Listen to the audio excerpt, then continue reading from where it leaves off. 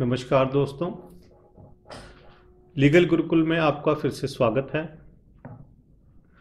आप सभी का मुझे बहुत अच्छा सपोर्ट मिल रहा है। मैं उसके लिए आप सभी का जो हूँ तहे दिल से शुक्रगुजार हूँ। आज जो हम टॉपिक डिस्कस करने वाले हैं वह व्यूअर्स की डिमांड पर है। काफ़ी व्यूअर्स की मेरे को रिक्वेस्ट आई कि इस टॉपिक पे आप जो है वीडियो बनाइए। तो ये वीडियो एक पिछले वीडियो की कंटिन्यूशन में है। आगे एक वीडियो मैंने पहले बनाया था सीनियर सिटीजन एक्ट के ऑब्जेक्टिव्स के बारे में, उनके क्या, उस एक्ट के क्या उद्देश्य हैं उसके बारे में। तो ये जो आज का वीडियो है उसी के आगे जो है सीरीज में है। इस वीडियो में मैं जो हूँ बात करूँगा कि सीनियर सिटीजन एक्ट जो है उसमें कौन कौन एंटाइटल्ड है मेंटेनेंस के लिए और किस किस के अगेंस्ट जो है वह ये मेंटेनेंस पा सकते हैं। तो ज़्यादा ना देर करते हुए चलिए शुरू करते हैं। देखिए, इंडियन कल्चर जो है, शुरू से ही इंडिया की जो संस्कृति है, कल्चर है, वो यह है कि पेरेंट्स का, सीनियर सिटीजन्स का, अपने बड़ों का, बुज़ुर्गों का आदर सम्मान करना, उनको सपोर्ट करना, उनकी केयर करना। जो अब्यूज़ ऑफ सीनियर सिटीजन या पेरेंट्स हैं वह एक जो है वेस्टर्न कंसेप्ट था इंडिया के लिए। लेकिन आज की डेट में क्योंकि कई टेक्नोलॉजिकल एडवांसमेंट हो गई हैं, एक सोसाइटी में चेंज आ गया है, जनरेशन गैप जो है वो बढ़ता जा रहा है, तो ये देखने में आया है कि सीनियर सिटीजन्स के प्रति जो लोगों का बर्ताव है, अपने उनके बच्चों का बर्ताव है, वह काफ़ी चेंज होता जा रहा है। अब जो है वह सीनियर सिटीजन जो है वह रिस्पेक्ट और जो है वह सपोर्ट अपने बच्चों से नहीं पाते हैं। यहाँ तक होता है कि भी बच्चे जो हैं अपने पेरेंट्स या सीनियर सिटीजन्स पर अत्याचार तक करते हैं। तो ऐसे में जो है ये एक्ट लाना पड़ा। इस एक्ट के जो ऑब्जेक्टिव्स हैं, जैसा कि मैंने पहले बताया, वो मैं पहले भी डिस्कस कर चुका हूँ, जिसका कि लिंक मैं आपको दे रहा हूँ, वो आप डिटेल में देख सकते हैं। फिर भी जो है मैं ब्रीफली जो है इस एक्ट के उद्देश्य जो है वो मैं आपको बता देता हूँ कि सबसे पहला उद्देश्य जो है कि पेरेंट्स और सीनियर सिटीजन्स को मेंटेनेंस प्रोवाइड करने का एक मैकेनिज्म बनाना।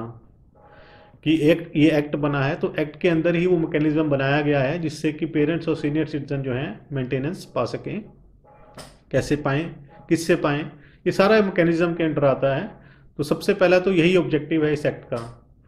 सेकंड है कि पेरेंट्स और सीनियर सिटीजन जो हैं उनको बेटर मेडिकल फैसिलिटीज़ मिलें, यह भी इस एक्ट का ऑब्जेक्टिव है।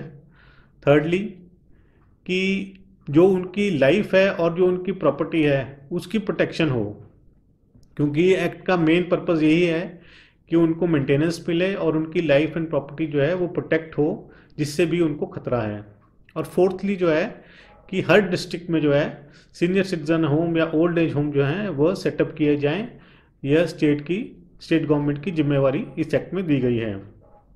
तो आज का जो हम आगे चलते हैं इसके, आज हम डिस्कस करेंगे कि कौन कौन मेंटेनेंस के लिए इंटाइटल्ड है या कौन कौन इंटाइटल्ड है, किस किस के राइट्स जो हैं सीनियर सिटीजन एक्ट में दिए गए हैं। तो इसमें जो है मैं आपको बारी बारी बताता हूँ कि कौन कौन जो है सीनियर सिटीजन एक्ट में जो है वह अपने राइट्स अवेल कर सकते हैं या कौन कौन इंटाइटल्ड हैं इसमें। तो फर्स्टली आता है पेरेंट्स, सेकेंडली आते हैं ग्रैंड पेरेंट्स और थर्डली आते हैं सीनियर सिटीजन्स। तो पेरेंट्स जैसे कि आप समझते हैं सभी माता पिता इसमें आ जाते हैं। तो पेरेंट्स जो हैं वह सीनियर सिटीजन भी हो सकते हैं कि उनकी आयु जो है 60 से अबव भी हो सकती है और वो कम भी हो सकती है। इस एक्ट का नाम जो है वह है the maintenance and welfare of parents and senior citizen act 2007। तो जैसा कि टाइटल में ही दिया गया है कि इस एक्ट में जो है पेरेंट्स भी एंटाइटल्ड हैं मेंटेनेंस के लिए। इसके बाद जो सेकंड है हमारे ग्रैंड पेरेंट्स। ग्रैंड पेरेंट्स में आप समझते हैं उसमें हमारे दादा दादी आ जाते हैं और नाना नानी आ जाते हैं। तो ग्रैंड पेरेंट्स भी जो हैं इस एक्ट के अंदर एंटाइटल्ड हैं कि वह अपने ग्रैंड सन्स ग्रैंड डॉटर्स से जो हैं वह मेंटेनेंस पा सकें। और ग्रैंड जो पेरेंट्स हैं वो अपने बच्चों से तो पा ही सकते हैं, और वो अपने ग्रैंड डॉटर्स या ग्रैंड सन से भी ले सकते हैं जहाँ पे उनके बच्चे नहीं हैं, तो या जिनके बच्चों अब नहीं रहे हैं वो अपने ग्रैंड जो चिल्ड्रन हैं उनसे जो है मेंटेनेंस पा सकते हैं। इसके बाद जो है थर्ड है सीनियर सिटीजन्स। जैसा कि सभी जानते हैं, इसमें जो भी व्यक्ति है जिसकी आयु 60 से ऊपर है वह सीनियर सिटीजन की कैटेगरी में आ जाता है। तो यह सीनियर सिटीजन्स के लिए एक्ट जो है स्पेशली बनाया गया है। तो सीनियर सिटीजन जो हैं इस एक्ट में फॉल करते हैं, चाहे वो पेरेंट्स के कैटेगरी में आते हों चाहे ग्रैंड पेरेंट्स की कैटेगरी में आते हों। तो सीनियर सिटीजन भी जो हैं इस एक्ट में जो है इंटाइटल्ड हैं मेंटेनेंस के लिए। और एक कंडीशन है इसमें कि ये जो 3 हैं जो मैंने आपको बताए हैं, they should be enable to maintain themselves from their own income and property. यदि पेरेंट्स, ग्रैंड पेरेंट्स या सीनियर सिटीजन जो भी हैं वह अपने आप को, अपनी इनकम उनकी है इतनी या उनकी इतनी प्रॉपर्टी है कि वो अपने आप को मेंटेन कर सकते हैं, तो जो है वो इस एक्ट के अंदर नहीं आ सकते हैं। सिर्फ वही पेरेंट्स या सीनियर सिटीजन्स जो हैं वो आएंगे, ग्रैंड पेरेंट्स आएंगे जो कि अपनी खुद की जो है अपना भरण पोषण नहीं कर सकते हैं, अपने आप को मेंटेन नहीं कर सकते हैं, उनकी इतनी इनकम नहीं है, उनकी इतनी प्रॉपर्टी नहीं है कि वो अपने आप को मेंटेन कर सकें। तो प्लीज़ इस बात का ध्यान रखिएगा कि जो कोई भी अपने आप को मेंटेन करने में असमर्थ है, और चाहे वो उसकी अपनी इनकम से हो चाहे उसकी अपनी प्रॉपर्टी से हो, तो ही वो जो है, अगर वो असमर्थ है, चाहे वो पेरेंट्स है, चाहे सीनियर सिटीजन है, चाहे ग्रैंड पेरेंट्स हैं, तो वो जो है इस एक्ट के अंदर क्लेम कर सकते हैं। इसके बाद जो आता है कि पेरेंट्स, अब ये क्वेश्चन उठता है कि पेरेंट्स में कौन कौन आते हैं। जैसे उसमें नेचुरल मदर फादर तो आते ही हैं, तो एक क्वेश्चन और भी उठता है कई बारी कि क्या उसमें जो है स्टेप फादर स्टेप मदर आते हैं, या किसी ने कोई अडॉप्शन में जैसे बच्चा ले लिया है तो उसमें जो है क्या वो अपने जो अडॉप्टिव सन है उसके अगेंस्ट भी डाल सकते हैं।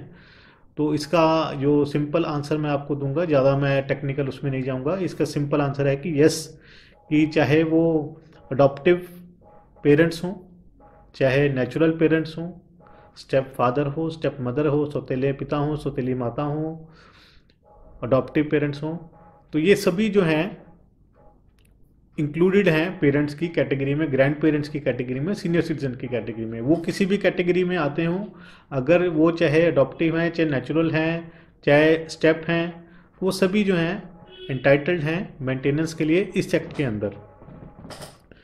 अब जो है इसी में अब एक जो सीनियर सिटीजन जैसे मैंने आपको बताया एंटाइटल्ड हैं, अब अगला क्वेश्चन जो मैं इसमें इस वीडियो में डिस्कस करना चाहूँगा वो है कि कौन सीनियर सिटीजन है, who is a senior citizen according to this act, कि इस एक्ट के अंदर जो है सीनियर सिटीजन कौन है।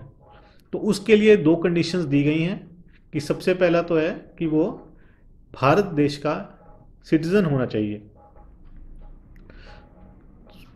So first condition is that any person who is a citizen of India, ये उसकी पहली कंडीशन है।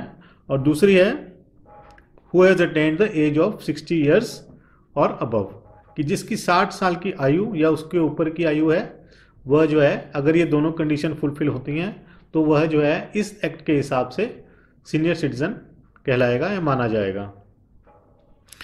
अब इसमें क्वेश्चन एक और भी आता है कि जैसे पेरेंट्स हैं तो उसकी क्या एज रहेगी, क्या इस एक्ट के अंदर वो मेंटेनेंस पाएंगे, तो उनकी क्या उनकी एज रहनी चाहिए। तो ये एक्ट कोई भी पेरेंट्स की जो है कोई भी एज मेंशन नहीं करता है, कोई भी इसमें एज प्रिस्क्राइब नहीं की गई है इस एक्ट के अंदर। अगर वो पेरेंट्स हैं और यदि वो असमर्थ हैं अपनी इनकम या प्रॉपर्टी से अपने आप को मेंटेन करने में, और उनके बच्चे मेजर हैं और वो समर्थ हैं और इतना कमा रहे हैं लेकिन फिर भी अपने पेरेंट्स का ध्यान नहीं रखते हैं, तो पेरेंट्स जो है इस एक्ट के अंदर अपने बच्चों से जो है मेंटेनेंस पा सकते हैं और अपनी लाइफ एंड प्रॉपर्टी का प्रोटेक्शन भी ले सकते हैं। उसके बाद है कि मेंटेनेंस में क्या क्या आता है। जो अगला जो मैं आपको डिस्कस कर रहा हूँ कि मेंटेनेंस क्या है, मेंटेनेंस की भी मेंटेनेंस में बार बार ये वर्ड यूज़ कर रहा हूँ, तो किस चीज़ को हम मेंटेनेंस कहेंगे।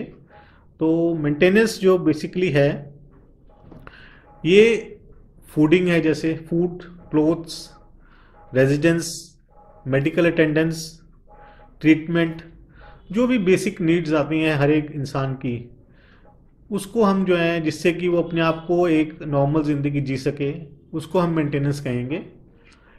कोई लग्जूरियस चीज़ें नहीं होनी चाहिए, कोई लेविश चीज़ें नहीं होनी चाहिए। ये जो बिल्कुल बेसिक नेसेसिटीज हैं लाइफ की, जो एक बिल्कुल नॉर्मल हम सभी लोग जो हैं खाते पीते हैं रहते हैं, हर एक को जो है खाना चाहिए 2 या 3 टाइम का, और हर एक को कपड़े चाहिए, शेल्टर चाहिए, रहने के लिए घर चाहिए।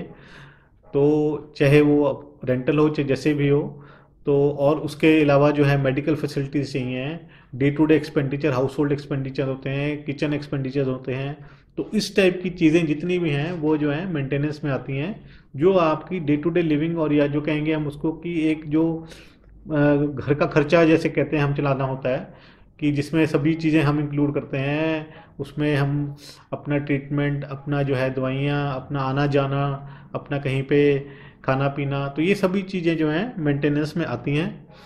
और ये एक्ट जो है स्पेसिफाई करता है कि food, clothing, residence, medical attendance and treatment, तो ये चीज़ें जो है मेंटेनेंस के अंदर जो है ये एक्ट जो है इंक्लूड करता है। और हम लास्टली जो इस वीडियो में डिस्कस करेंगे वो है कि किस किस के अगेंस्ट जो है ये जो है राइट्स जो हैं, जो सीनियर सिटीजन या पेरेंट्स हैं वो किस किस के अगेंस्ट जो हैं अपने राइट्स अवेल कर सकते हैं, कि किस किस को वो जो है अपोजिट जो हम पार्टी जैसे लिखते हैं उसमें किस किस का नाम जो है डाल सकते हैं। तो सबसे पहले तो है कि जैसे पेरेंट्स हैं तो वो अपने सन या डॉटर जो भी हैं, अगर वो समर्थ हैं दोनों के दोनों, तो चाहे वो एक के खिलाफ डालें चाहे सभी के खिलाफ डाल दें। ये कोई ऐसा कोई कंडीशन नहीं है कि सभी के खिलाफ डालना है या किसी एक के खिलाफ डालना है। यह पेरेंट्स की अपनी जो है एक उसको उनको राइट दिया गया है कि वो किसके खिलाफ डालें। तो एक के खिलाफ या सभी के खिलाफ जितने भी बच्चे हैं उनके ऊपर वो केस डाल सकते हैं। दूसरा है ग्रैंड चिल्ड्रन, जिसमें कि ग्रैंड सन या ग्रैंड डॉटर आते हैं। तो ग्रैंड पेरेंट्स जो हैं अपने ग्रैंड चिल्ड्रन के ऊपर डाल सकते हैं, और ग्रैंड पेरेंट्स जो हैं अपने चिल्ड्रन जो हैं पहले वो आएंगे, अगर वो नहीं है तो अपने ग्रैंड चिल्ड्रन। और इनमें एक ही कंडीशन है कि जिसके भी खिलाफ वो डाल रहे हैं, चाहे वो सन है, डॉटर है, ग्रैंड चिल्ड्रन है, उनमें से कोई भी जो है माइनर नहीं होना चाहिए। ये ध्यान रखें आप, क्योंकि केसेस जो हैं हमेशा एक मेजर के खिलाफ डलते हैं इस एक्ट के अंदर। तो कोई भी जो है माइनर जो है बच्चा, चाहे वो ग्रैंड सन है, चाहे वो चाइल्ड है, ये सन है या डॉटर है, तो माइनर के खिलाफ जो है कभी भी कोई केस नहीं डलेगा इस एक्ट के अंदर। तो आज जो है हमने कुछ जो है ऑब्जेक्टिव्स के आगे जो है प्रोविज़न डिस्कस किए, जिसमें कि मेंटेनेंस क्या है, सीनियर सिटीजन कौन कौन है, कौन कौन इंटाइटल्ड है मेंटेनेंस के लिए, किस किस के अगेंस्ट जो है मेंटेनेंस ले सकते हैं सीनियर सिटीजन्स। तो ये हमने कुछ आज डिस्कस किए। आशा करता हूँ कि आप सबको जो मेरे वीडियोस हैं वो अच्छे पसंद आ रहे हैं, कुछ आप इन्फॉर्मेशन उनसे ले रहे हैं। यदि आप कोई पर्टिकुलर टॉपिक पे, कोई पर्टिकुलर लॉ पे, जैसे कि आज का मैंने टॉपिक उठाया, ऐसे ही किसी और पे भी आप इन्फॉर्मेशन चाहते हैं तो प्लीज़ जो है मुझे आप कमेंट्स में बताइए, और मैं उस पे जो है टॉपिक पे वीडियो बनाऊंगा, और मैं कोशिश करूंगा कि जो आपको जो है ज़्यादा से ज़्यादा जो है बातें जो हैं बताऊं मैं, ताकि आप जो हैं खुद भी उनको समझें और अपने जानने वाले, अपने आसपास जितने भी लोग हैं उनको बताएं, क्योंकि इन्फॉर्मेशन जितनी शेयर की जाए वो उतनी बढ़ती है। और मेरा उद्देश्य यही है कि जो भी इन्फॉर्मेशन मेरे पास है वो मैं आप सबको दूं, जिससे कि आप सभी लोग जो हैं उसका बेनिफिट उठा सकें। तो आज के लिए इतना ही, अगली बार फिर मिलते हैं, तब तक के लिए धन्यवाद। जय हिंद।